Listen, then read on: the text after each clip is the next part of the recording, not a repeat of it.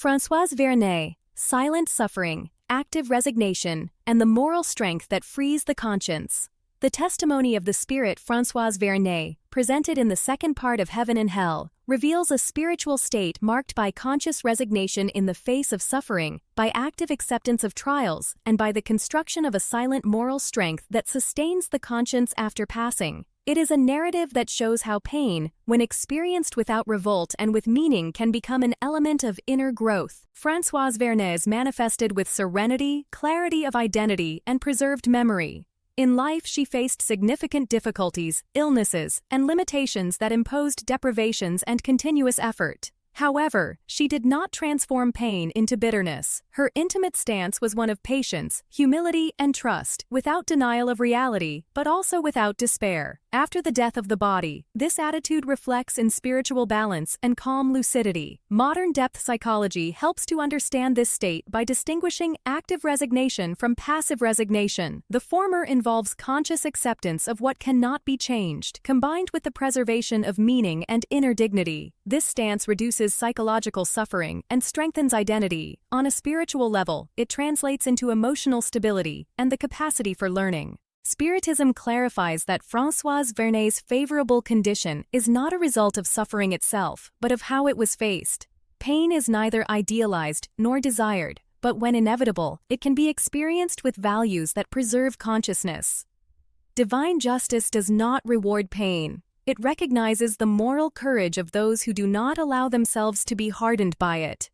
Contemporary science reinforces this understanding by showing that people who find meaning in adversity exhibit greater resilience and less psychological fragmentation.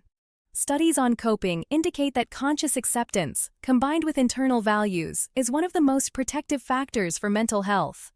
On the spiritual plane, these factors accompany the spirit beyond physical life. Another essential point of the testimony is the absence of resentment. Françoise Vernet does not blame people, circumstances, or life for her trials. This absence of bitterness frees the conscience from heavy ties and facilitates spiritual progress. Where there is no revolt, learning flows more smoothly. Spiritism teaches that this state does not represent stagnation, but a solid foundation for new advances.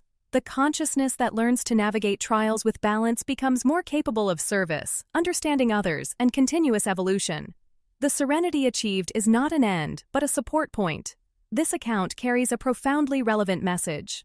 In a world where pain often generates revolt, comparison, and despair, Françoise Vernet reminds us that moral strength does not shout, it supports. True overcoming is not always visible, but it profoundly transforms those who experience it.